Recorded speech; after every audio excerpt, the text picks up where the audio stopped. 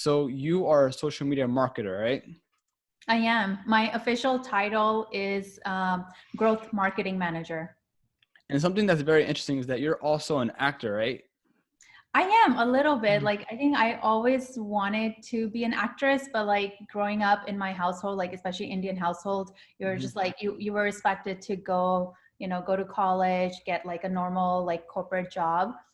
So I never pursued it. So then once I got older, I started taking acting classes. So I kind of do that on the side now. So it's like my hobby, but like I don't have to do it to pay my bills. Mhm. Give us like the background story of how you went into like say acting and then social media marketing, Facebook ads, you know. Yeah, sure. Okay, so in my 20s, I used to work for L'Oreal and I was a brand analyst there. And I wanted to get more into digital marketing at that time, but it just at L'Oreal, it was just so big. I just didn't have that opportunity. So I thought, Mhm. okay, you know what? Let me just join a super small company. And this one particular company, it was so small. So I told them like, I really want to run Facebook, like launch you on Facebook, Twitter. So I, devised their whole digital marketing strategy. So I left this huge L'Oreal big company for this small company. And then from there, I had made a contact at this agency, and they had a contact at what was called Datalogics, which got Mhm. acquired by Oracle Data Cloud. And then from there, one of my client worked at a social media agency. So then I went to that social media agency, and that's where I learned all about social media advertising. You think So that so because you worked at L'Oreal, you didn't have, that space to do whatever you want, but because you moved to a small company, you had, a lot more creativity, a lot more opportunity to do things that you wanted to try out, right? yeah, and I feel like at these big companies, especially like L'Oreal, it's more than 100 years old. Everything is like so established. And Mm-hmm. Facebook at that time was like something new, and and even to do like their digital campaigns, it was like something new. And it was like a position that I was trying to create that just wasn't there. So it was very hard because it's such a big company. So, but at a small company, they're more willing to try out the new stuff. So even like right now, if I, like some of the big companies, they're not on TikTok, they're not doing TikTok advertising, they don't even have a organic presence on TikTok because TikTok is still so new. So that's what it used to be like 10 years ago for Facebook. Yeah, I feel if you're working for a really small company or a startup, you kind of just tell, your small group, hey, let's just start a social media account on TikTok and then the next hour it'll be done. But for these Yeah. large corporations, I bet they have, board meetings just to have, an account made for TikTok. So the progress is very, very slow. And that's why I think people who kind of have that first mover's advantage, of course, are going to have that leverage to do whatever they want and they can grow. But of course, once these large companies start to create their accounts, they kind of blow up really quickly, but they don't produce that type of content that we don't, I'm not going to say enjoy, but they don't do it as fast or produce as much that we want to, as consumers. Oh yeah, and I see that, and it is tough, because sometimes you want to create like some kind of raw content, content created by users themselves, and that's what works. That's what gets people going. But then some of the big brands, they have to follow a lot of their Mm, like rules that they have, like such as their branding, the voice.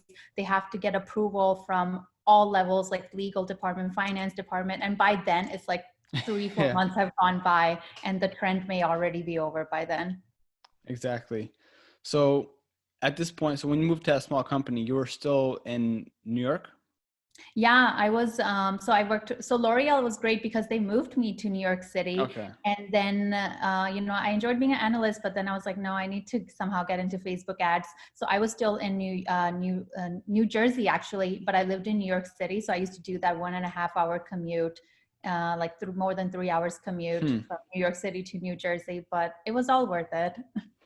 So when you were using Facebook ads, did you use it for small businesses, big businesses? Like how did you use it initially?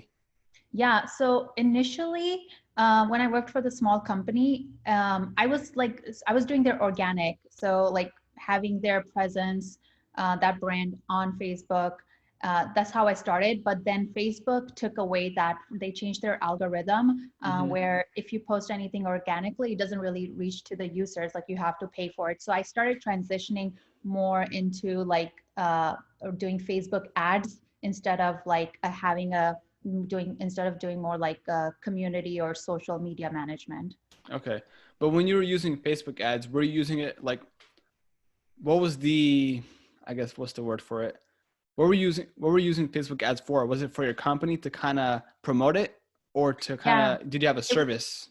It was a product. So it was like a pharmaceutical brand. It was kind of similar to Icy Hot. It was Okay. Salon Pots.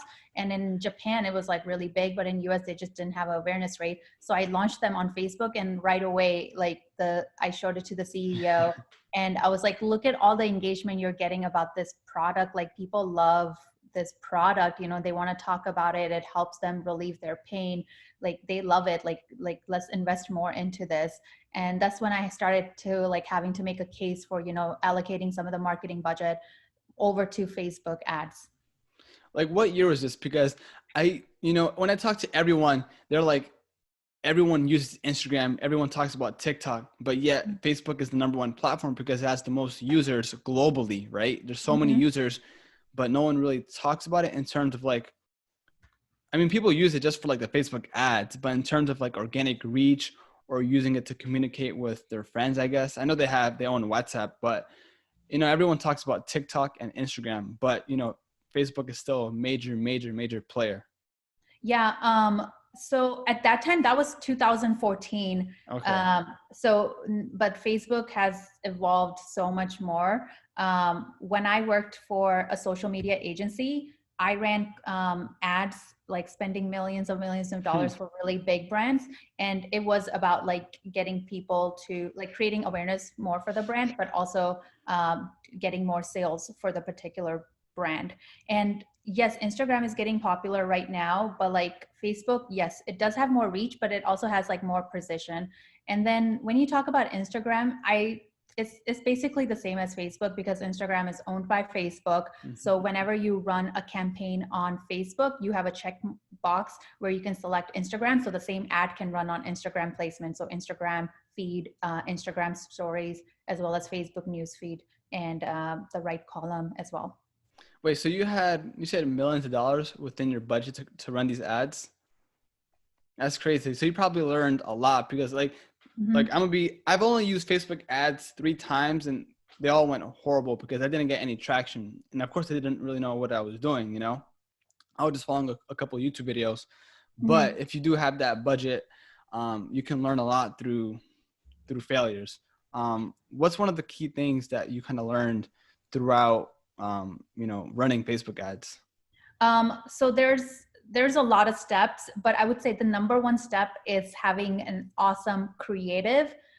So you could have a static image or you can have a video, but you want to make sure the video is not too long. You want to make it less than 10 or 15 seconds, because when people are on Facebook, they're scrolling so fast that they don't have time to look at your ad. They don't really want to. So you have to catch their attention right away with like some kind of visual, and then like a short, concise copy that gets their attention and makes them want to actually click on that ad and then go to your landing page to learn more about your product or your brand and then make a sale as well. So that's why like every 2-3 weeks, I am continuously working with a creative agency to come up with new creative ideas and testing them out and coming up with new different headlines and different copy to test them out. So that would be like the number one thing. And then next best thing after that is you have to bid for what you really want. So if you really care about sales and revenue, then you have to set up your campaign for not like engagement, not website traffic, but for conversion. So you have to have a Facebook pixel that can track that. Yeah, there's so many variables. Like you said, there's a creative side to it. And then, how are you going to target your potential audience, And of course, you want to do, I don't know if you did it, I'm assuming it, that you do like A/B testing because, maybe your target audience is perfect. You have all that good, but the creative itself may not be, attractive, even though you've been working on it for such a long time. You've been working with a creative agency. Yeah, you have So to keep testing the creatives, and then yeah, like you said, the audience. Some of the best audiences I've found are the lookalikes of your past purchasers, people who actually converted and bought, maybe like people who actually bought a lot, or they're your high lifetime value customers. You take that and you create a lookalike of those audience to find more of your best customers. and do you think like one of the most important aspects of that is the data itself? You know, you say you use the Facebook pixel to see how many people are coming into the site, how many people are like bouncing back. I think there's like a bounce back rate to see who leaves the site almost immediately, and the conversions, right? Yep, exactly. So yeah, like most of my time is really spent on like looking at the data. I'm constantly Mm-hmm. in Excel. I'm constantly like working with the analytics team to make sure like to do all the tracking, like all the tests that we've done to see which ones are performing the best. That's like a lot of Excel, a lot of VLOOKUP, and a lot of pivot tables. So when you were running these ads, were they all just for sales, or did you kind of have content that was based around the brand itself? So when I think about sales and marketing or branding, you know, if you look at the Snickers commercial, they always have something funny, something comedic that kind of shows, hey, like this chocolate bar is fun to eat, but they're not saying, hey, like Mhm, buy this chocolate bar because it's the most delicious chocolate bar you can eat in the world. mhm. So they do a lot of branding, same thing with like M&Ms with the cartoon characters that they have. But in your case, did you kind of do a bit of both, like, you know, did some sales and then you kind of focused on the brand itself where you don't look for those conversions, but you kind of look for more engagement instead? Yeah, I do a bit of both. Like currently at the company I'm working at, the team I'm part of is growth marketing. So we are number one, like North Star is sales revenue. Mm-hmm. So I am constantly optimizing for that. But when I worked for the agency, social media agency, I had a lot of different clients or brands. So they all have different. So one was like this big financial brand, and they actually cared more about their brand awareness. So I would run more of a brand awareness campaign where where like the emphasis was trying to reach as many people as possible at the cheapest, lowest CPM, and increasing the awareness rate.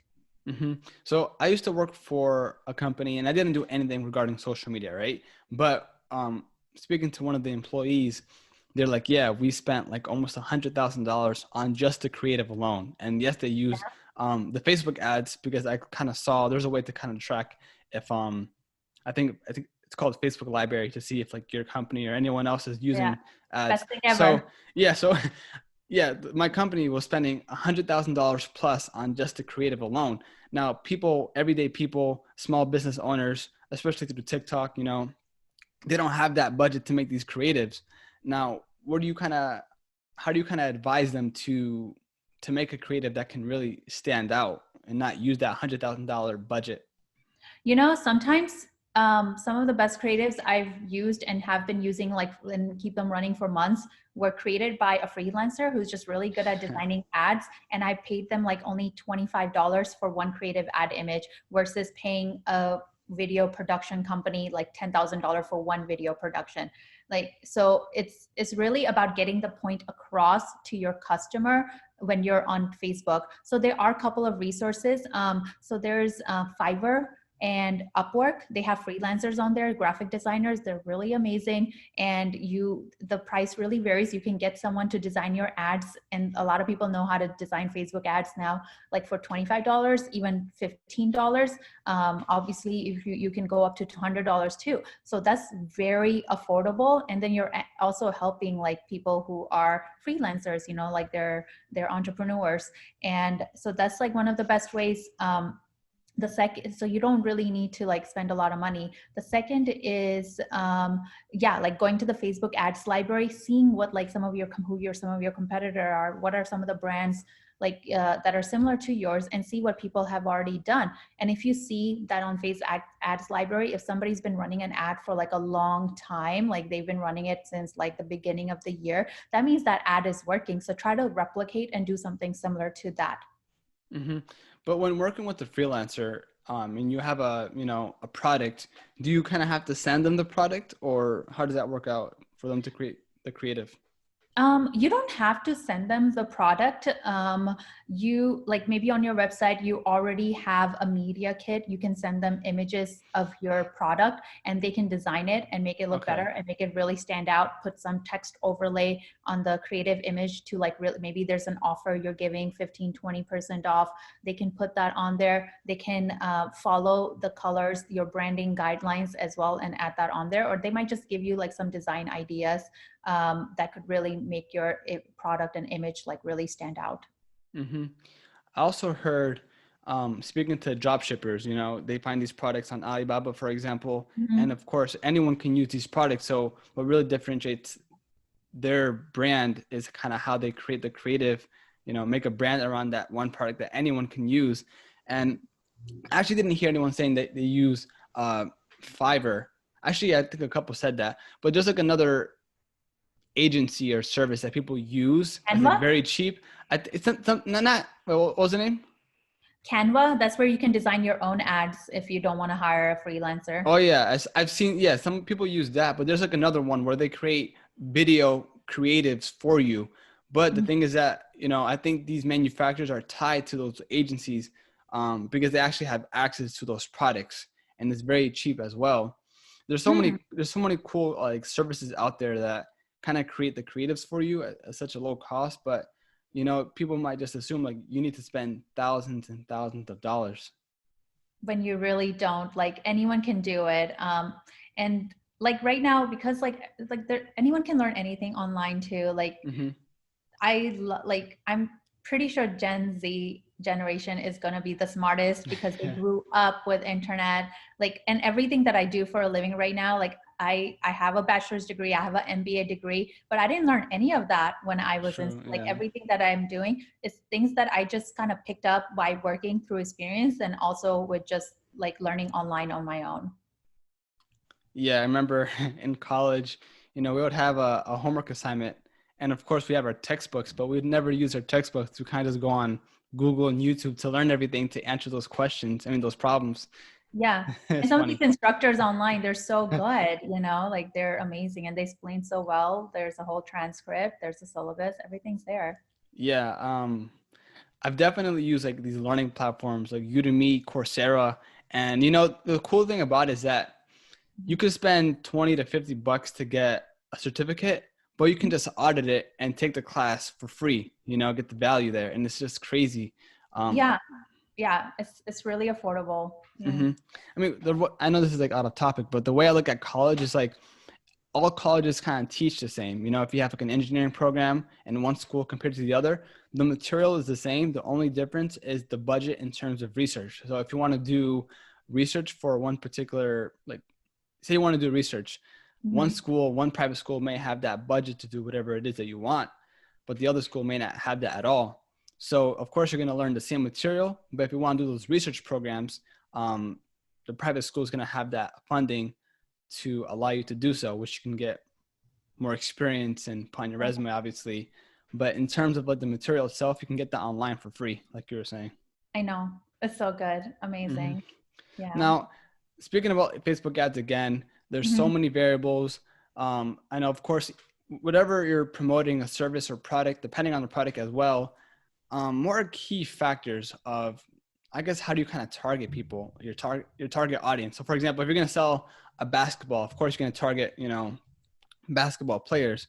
If Mhm. you're working for like the pharmaceutical company that you were working with the IC Hot product, you might, you know, target people who play sports because of an injury or senior citizens because they have back problems. I don't know. What is kind of your process of, creating your virtual avatar, as people would say, to make that target audience and show the ad to the people that you want to show it to? Okay, so first I think about, okay, what's the brand I'm working at? Like, who are our current customers Mm-hmm. already? For example, like a shopping brand, I know that my current customers are like majority of them are female, like 70% female maybe, and there are age 25 plus. So I already have that idea.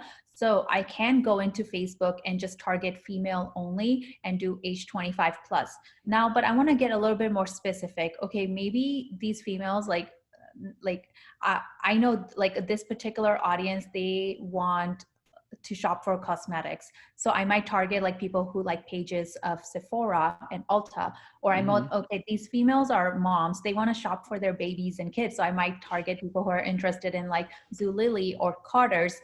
So I try to do segmentation of what it might be. Like at a brand I currently work, you know, I might show like I work for Rakuten, which is you get cash back for shopping online. So I might do something like, okay, I know people are shopping at Nike and we offer cash back at Nike. So let me show a creative that is about Nike, and then also use an audience of people who purchased at Nike with us in the past, and create a lookalike of that audience. So I know I'm getting a really quality audience, and serve them with like a Nike ad that says like, hey, you shop at Nike, you can get cash back with Rakuten. And then drive them to the landing page at Rakuten that's related to Nike as well. So then you can see it's all segmented, like from the Nike lookalike audience to the Nike creative to the Nike landing page. So that way you're more likely to increase your conversion rate. And that's what's best about Facebook, is that you don't just have to like just do like a general targeting. You can actually get super segmented, but without going too narrow. You still want to keep your audience pretty broad into a couple of millions. Now, when you keep it broad and then you get that data back, of course, you want to retarget that. So is that kind of a strategy that you do, where you do a kind of a broad sort of Facebook ad if you had that budget, and then once you have that data, do iterations where you can really, narrow down and find your true target customer? Is that a strategy that you guys do, or that you do? Yeah, so I find that, okay, a lot of people might be signing up for the service. So they're putting in their email address and password, but they're not actually making a purchase. So I will retarget that customer who signed up but haven't actually made a purchase, to remind them of like, hey, if you shop with us, you're going to get cash back. You're going to get something back. So keep reminding them, because maybe they signed up and they just forgot. So I do that. And then there's another step. Okay, now they started adding things to their cart in their shopping trip, but they still are not purchasing. Then you can target them again, remind them like, hey, this was in your cart. Do you want to purchase this? Reminding them again, and kind of moving them down the funnel until they make a purchase. And then you can target them even further and be like, okay, you made this one purchase, you can make more purchases. Or you can see like, oh, this person used to shop a lot, like 6 months ago, but in the past 6 months they haven't done anything. So I'll give them an offer. We're going to give you $5 if you make another purchase. So that you're continuing so you're not only getting that new customer, but you're also retaining that new customer. Going back to the Sephora example, where you say people who shop at Sephora, and if you're working for a cosmetics brand, you can target people who shop at Sephora. How does Facebook know that you've gone to Sephora? Is it like, do they know if a potential customer goes on Google and they type up Sephora, or they type up Sephora on Facebook, or they follow Sephora on Instagram, for example? So there's a couple of layers. So one is like an interest audience. So for example, you might find a Sephora interest. And the way Facebook knows that is because maybe somebody liked the Sephora page. So then we know, okay, this person is into Sephora. In terms of finding out if they actually purchased something at Sephora, Facebook doesn't know that. But if you are a brand like where I work, we know that like, okay, this particular group purchased something at Sephora. So let's target them again to see if they want to purchase more, or let's use this seed audience of people who purchased at Sephora and create a lookalike of it to get more similar customers. So it really also depends on what data you have as a brand itself, like what have people purchased with you, or like what, and then target them that way. So it really depends. Like some other brands probably won't have that data, but some brands will. Now, when I go on TikTok, I see a lot of entrepreneurs. They either have their own cosmetics brand where they sell, either lip gloss, lashes, makeup, and then you see your drop shippers.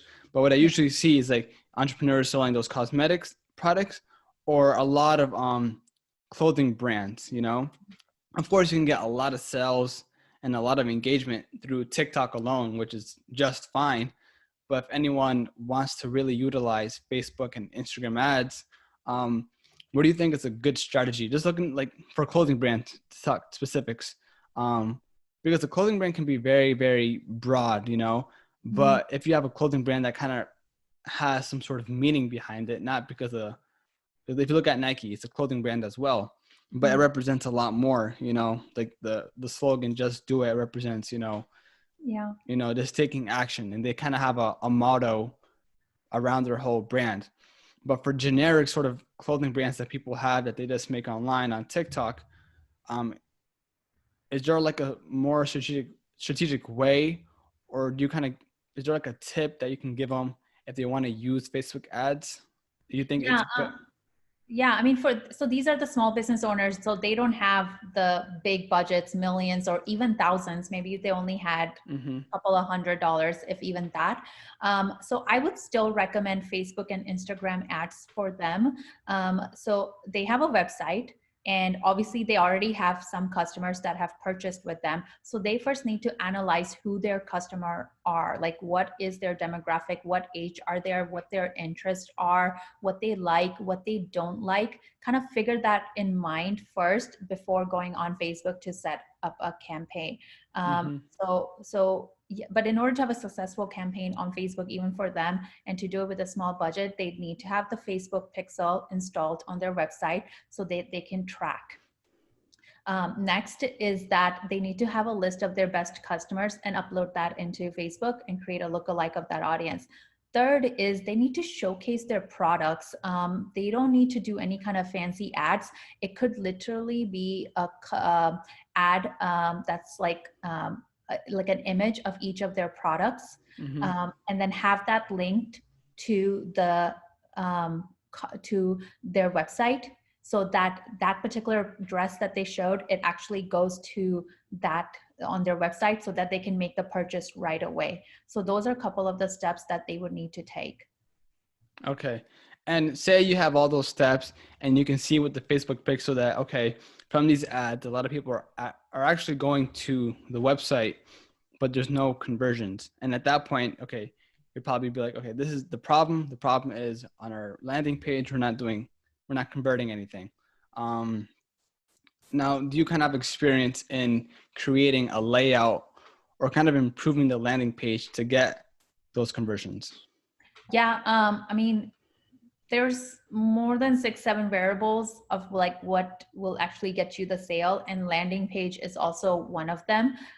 So you need to have a really clear landing page, not cluttered. And like if you already picked out this one particular shirt that you showed in the ad, you want to make sure that it links it back to that particular shirt and not just like the home page, because then once they're in the home page, they'll get lost and they won't see that particular shirt that they actually saw, and that's why they clicked. So you need to have that connection between the creative in the ad and the what you're actually sending them to on your landing page. And then in terms of your landing page, yes, like you need to like have it clear, concise, maybe not too many products, something that's not too overwhelming. I mean, studies have shown that if you present too many options to somebody, they end up not making a decision at all. So you want to offer them with less choices so that you help them make a choice, like, okay, these are your options and you got to pick from this. Mm-hmm. You want to make sure your landing page is fast. You can check that online, so that the user is not going to wait around for you to let the page load. They're just going to bounce off. Mm-hmm. Now, I kind of have a question where, let's take an example. Say you're selling a cosmetics product and you run an Instagram ad, right? And you have a static image of the product. And of course, when you click on, like when you run the ad, there can be a call to action. And once you click on that button, it can lead you to the website, right? Now, is it a good idea to make the whole process as seamless as possible? And what I mean is that once you have the ad, once you click on it, once the potential customer looks at the ad and they're interested in buying it, do you kind of make the rest of the process so easy so they can buy it on the spot? Or do you still create a storyline, a narrative to kind of entice the potential customer to buy it? So for the cosmetics example, either one, do you kind of create the call to action right away where they can buy it? Or where do you lead them to another page where they see yet another video or yet another page that shows them why this product is so good, the reviews, testimonials, etc. And then from there, they can purchase the product. I think it depends on the product. If the product is not too expensive, it's maybe under like $15 or $20, then I think you can get them to purchase it. But when something becomes a little bit more expensive, like where somebody might have to spend 15, 20 more dollars, then people probably want to read.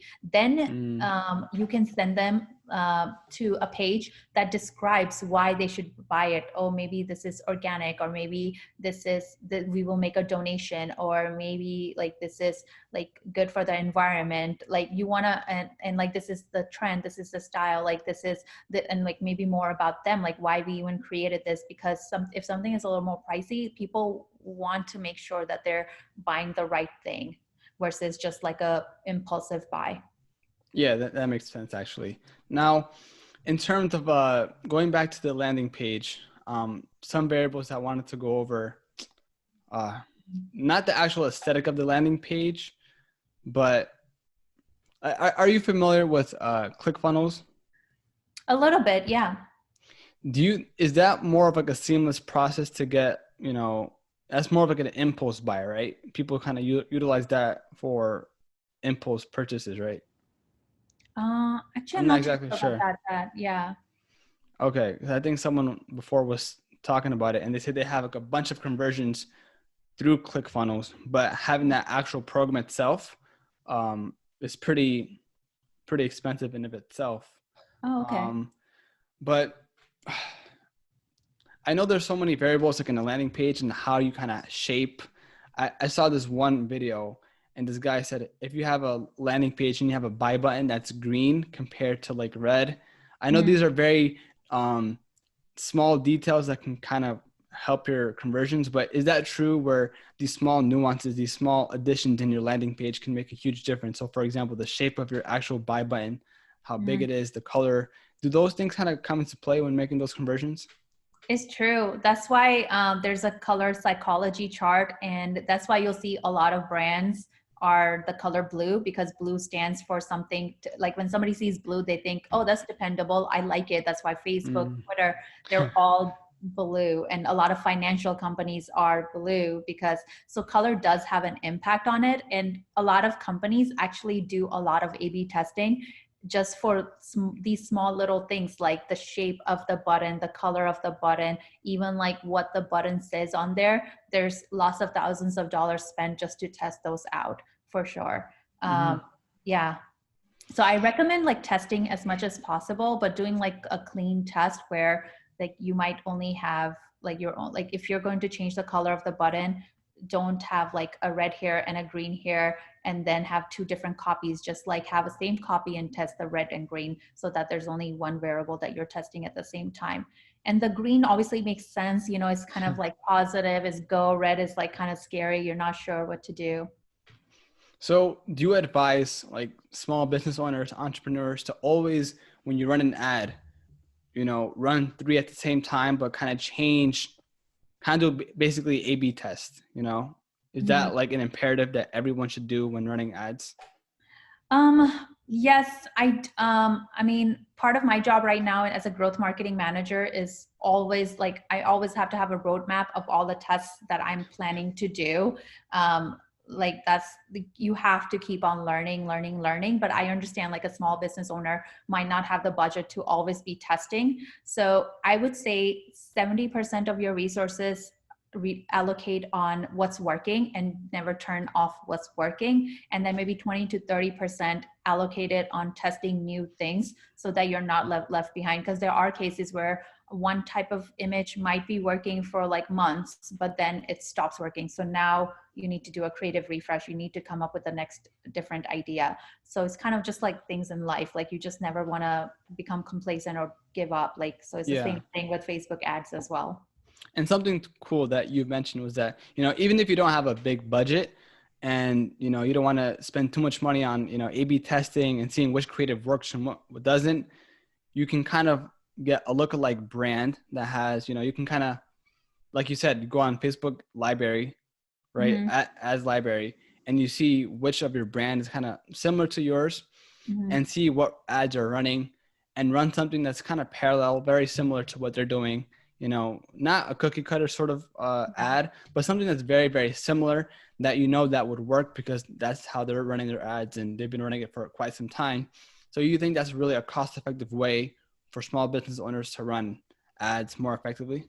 Yeah, I think so. I mean, not just for small business owners, like even me, like who has big budget for my company, I still look at my competitors and I still see what they do. And I still like, see if I can do something similar if I see that it's working well for them. I mean, it's just smart. Mm-hmm. And how important, as intuitive as it sounds, how important is copy? Of course, you can write something very, very descriptive, and you might be, like you might think, hey, I'm a really good writer. I think I can, Yeah. write really cool descriptions.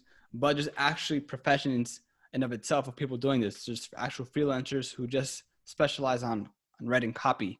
Um, how important is copy nowadays to get those conversions, get those engagements, and increase someone's brand or business? Yeah, you want to use copy that a person who's your customer might actually say about your brand. They might be like, oh my God, this is the ultimate tool to saving money, or this is the best thing, or you have to try this out. Everyone needs this app. Like, oh my God, my friends, you guys, like, you want to say something in the copy that a person would say in real life. And you want to have the words that are simple. People are busy in their life. There's already too much going on. They're on Facebook. They're not like, they don't want to read like a long story about why about your brand or something, not initially at first. So you're just trying to give them a little teaser. So you just want to have one line that explains everything in a simple way. So yes, you might be a beautiful writer and that's great, but for copy it's a little different because this is, at the end of it, is advertisement. So that's why Mm-hmm. in advertisement there's a lot of taglines that just stick, and that's kind of what you want to use in your ads. Mm-hmm. Are you familiar with like email marketing? Do you kind of run ads to get emails? I don't. I used to do email marketing like maybe 12 years ago, but then I just like kind of fell in love with Facebook Mm-hmm. advertising, Facebook marketing. So I shifted. So I haven't done email marketing in so long. But email marketing, I would believe, is kind of the same way where like in, when you get an Gmail, like it's very like 3-4 words and you have to get your point across. Mm-hmm. Otherwise your email's not going to get opened. But do you think it's still very, very essential to build up an email list? Oh yeah, I mean, if you have a brand, like you always want to try to get like people to subscribe so that you can email them again, and it's very cost effective with any kind of specials or deals or promotions you have. You can use those emails again for those lookalike audiences on Facebook. So that is very valuable to collect. Mm-hmm. And what about the chat bots? I haven't heard too many people using them, but on other podcasts, I hear people utilizing those chat bots, and it makes everything more efficient because you don't have to be behind the screen writing everything down that your customer has a question about. So if someone goes to your brand page, there's a bot in the bottom right corner that can kind of help you navigate through everything and make potential sales.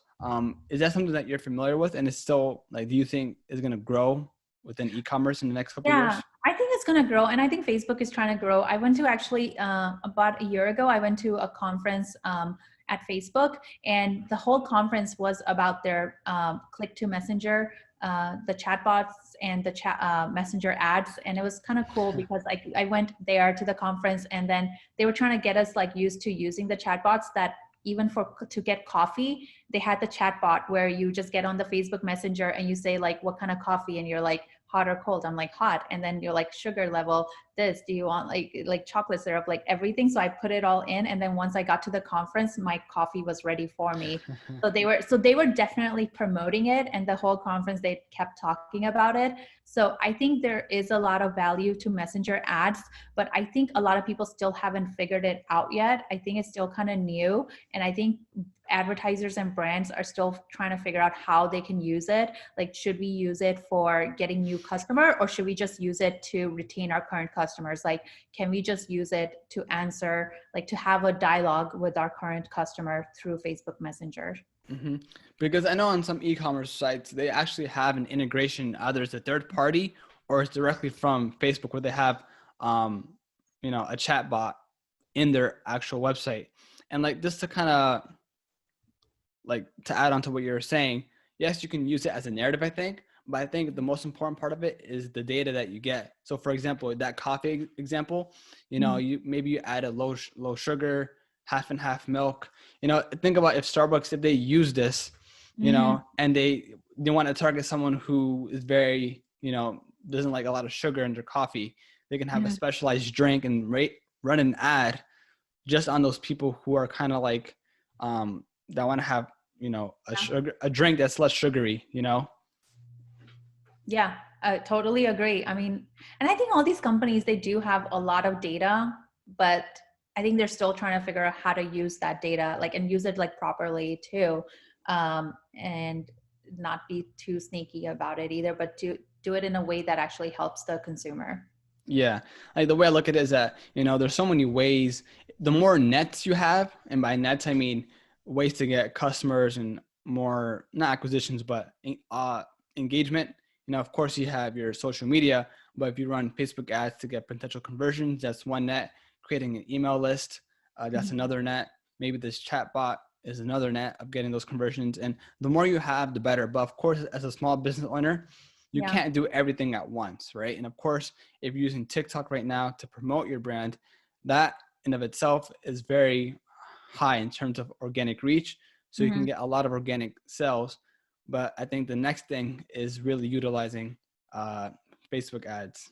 Yeah, and eventually, like the organic reach that's available on TikTok right now, that's gonna go away one day, right? So like that happened on Facebook where people build these teams to handle all the organic content that's on Facebook, but then Facebook a few years ago changed their algorithm where if you post anything organic, like your brand, it's not going to reach anybody. You have to pay. So I'm pretty sure TikTok is, once they become a little bit bigger, they're also going to do the same thing where, you know, if you're a business, your content is not going to reach anybody unless you pay for it. And I'm sure they will do that for definitely. And I see TikTok like really promoting their advertising platform and trying, and now the advertising on TikTok is available to everybody. So I'm definitely sure that it's going to increase. When did you start your TikTok? Only in July. And you grew up to like, I think it's like what, 30,000 now? Oh, wait. Oh, my personal TikTok. I thought you meant for my, I started, So like actually end of July, beginning of August, I was thinking, you know, I'm like quarantine right now, can't really go out that much. So I'm like, let me talk about what I actually know. And then I kind of noticed that people like, they really like this type of content, you know, like I tried to do something that was not related to my work, some funny stuff, but nobody really liked it. So then I was like, okay, I think I should do what people have questions about and what they're curious about. And I didn't realize that people were so curious about like what I do for a living and the Facebook ads, digital marketing, like everyone was so curious. So I wanted to share as much information as possible. And then I spent like a couple of weekends creating this 3-page document on how to get a job in social media advertising. And I just put it on my TikTok bio for anyone to have it for free. A lot of people messaged me after that saying like, thank you so much for this resource. And it was a good feeling because I didn't have to work that hard at it. It was just like all in my head. I just had to write it all down and then made it available. So it was a good feeling. Yeah, because, you know, with all that experience that you have, and if you can write it in a sort of format or structure that is really easy for the reader, then that's going to provide a lot of value. And just going along with that is, I went on your link tree. I did see those pages, and I see you're also into helping people improve their resumes and cover letters. And you actually have a service on that too. And I see you made a couple of videos on that. Yeah, for sure. I mean, I definitely want to help people. And yeah, so if anybody would want me to look at their resume, and I have content on what type of like interview questions there will be, what I even like, and I don't want salary to become like a taboo. So I already included range for like how much money you should expect, you know, based on your experience as well. And apart from, so you work a full-time job, right? Or you do freelancing? No, I work full time. Okay. Yeah. But you're also incorporating this side of like, you know, reviewing people's resumes, adding the service for social media marketing. Is that kind of like a side hustle that you really want to expand on? Maybe even create your own agency or brand? I'm not sure. A couple of people commented on my TikTok, they're saying like, oh, you should start your own agency and hire us. And I'm like, I wish I could do that. I think for now, I want to stick to my 9 to 5 jobs, but I do want to help other people. So like on the weekends or weeknights, I do want to pursue this and see where it takes me. But I don't have like an end goal of having like, you know, my own company or my own agency. Mm-hmm. You never know. I just have to see, like, I Yeah. just have to go with the flow and see what happens. Yeah, you're kind of just going with the flow, seeing if it if it grows, and there might be a point where you have a lot more work, or yeah, you have a lot more work with your side hustle, and over Yeah. time maybe the salary can even be much better, their income could be much better with your side hustle, and then you have to make that decision, either you stick with both or you choose one, right? Yeah. And that'll be a good problem to have. Oh, definitely, yeah. Because yeah, you definitely, like, when I watch your videos, a lot of your videos are replies from people's questions. So Mm-hmm. people are definitely curious. But what are the most common questions that you see in terms of social media marketing and Facebook ads? Yeah, one of the most common question I got was, how do I get clients? Like people wanted to know, okay, I'm willing to learn all of this that you've mentioned, but how do I actually make money? How do I actually get clients? So I made a video about that. And then the other thing was like just about like how to set up campaigns, even like how to even learn further. Like some people didn't have like the link, like they didn't know how to get to the Facebook blueprint, or they didn't know how to go to the Googles and how to get the certificate as well. So those were some of the common questions that I was getting. hmm You know, I remember a while ago, I tried to create my own digital marketing agency. And the idea was, my brother was going to create the creative with this camera for like Nice. restaurants and whatnot. Yes. I stopped, by the way. This is like a while Yeah. ago. And I was going to do like the Facebook ads. And I actually did not know that something that's very essential that I learned down the line was that, hey, like on Facebook, there's a way that the small business owner, like at the small business owner, you own the Facebook page, but you can grant access to the marketer. So Yep. it's better not to give them the actual like username and password. No. Instead, I forgot what the actual platform is in terms of Facebook. um I think it's like the ad manager where you can add Facebook people. Ads Yeah, Manager. Yeah. you make a team and you add your team members, because my very first potential client gave me her username and password, and I was like, hey, if someone's very dishonest, they can do a lot of bad things. So I think it's always important to like Facebook Ads Manager can be complicated. It was very, very, very overwhelming, and it still is, because I don't really understand that stuff right now. But Okay. to a small business owner, that can be very, very overwhelming. And if you Yeah. do end up working with a freelancer, halfway across the world, I think it is important to be knowledgeable in Ads Manager to see how it works. Because if you're just very naive about it, then the freelancer Mm-hmm. could be deceptive and steal some valuable information, and you don't really want that. So my point is, even if Facebook Ads Manager is complicated, or you don't want to do the creative, run the ads, and have someone do it else, like do it for you, I Mm-hmm. think it's still important to have some knowledge, behind it.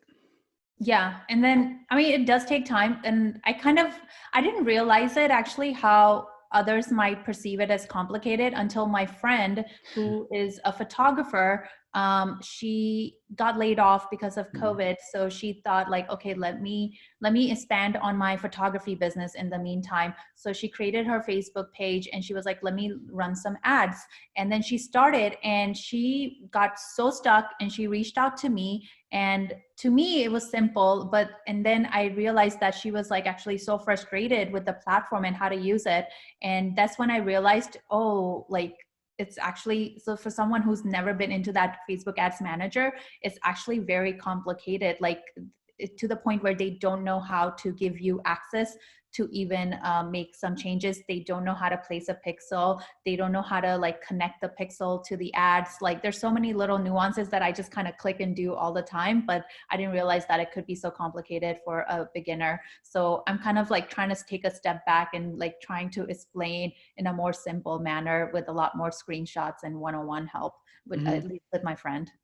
Can you kind of give us like a very, very simple block diagram on how to run an ad to promote a service or product? So for example, you have the potential customer, and then the first block of the block diagram would be, say, for example, the creative. And then after that will be, creating the actual ad on Ad Manager. Yeah, sure. Okay, first step is the Facebook pixel on your website. Second step is figuring out what the objective is. Are you trying to get more engagement? Are you trying to get more conversion sales, which probably what people most likely should be doing? And so you figure that out. Then there's bidding. You want to set it to automatic bidding. So you just kind of let the Facebook decide how much to, like, you give it a budget and then it just automatically spends it. Next is figuring out the audience. Maybe you want to exclude all your current customers and only reach new customers, or maybe you only want to do a lookalike, or maybe you only want to retarget your current customers, and having like different audiences to test out. And then the last step would be the creative. And then having like a really nice creative with the copy and the headline and a call to action, whether it's shop now or learn more or install app, something like that. And then figuring out the landing page and sending them to the exact link and telling them to do the exact action you want them to do. It sounds easy, but it's a little more, it might be more complicated than this. No, I think it's still good for like, that was like a very, basic 101 block diagram on, how it works. And of course, there's so many nuances because like, the questions that we kind of went over already is, okay, how do you create the creative? I don't have money for a camera. I don't know how to make a video. Of course, you hire the freelancer, and that's another step that you didn't add, but you created a really simple block diagram on how to run an ad for your business product brand, right? So I think that's very important. So yeah, Rinki, where can people, if they want to learn more about you, learn more about making creatives or ads from Facebook Ads Manager, where can they check you out? So they can go to my TikTok. That's where I am the most active, and that's where I talk about this topic. My handle is at Social Media Mentor. So simple, Social Media Mentor. It used to be my name, but then I realized that my name, my actual name, it's not even like it's not available. So I had like some. Oh, really? Someone took it? Like, yeah, someone else had it. So I thought, okay, let me just change it to what the topic will be. And it'll be I want to mentor people on social media. For sure. And just to add that to it as well, as like you also help people with resumes and cover letters, right? That's something that you like to do as well, right? On your link tree. For sure. Yeah, okay, definitely do that. So I definitely add those. I'll definitely add those to the show links. So if anyone wants to check you out, have help on their resume, cover letter, I'll add that to the link so they can just find that service and hit you up. All right. Sounds good. Yeah. And my website is rinkisuri.com as well. Cool. I'll add that as well. Okay. All right, Rinki, I really do appreciate you having you on the show. And I think we learned a lot here. Thank you so much, Andres. It was so much fun. Thank you.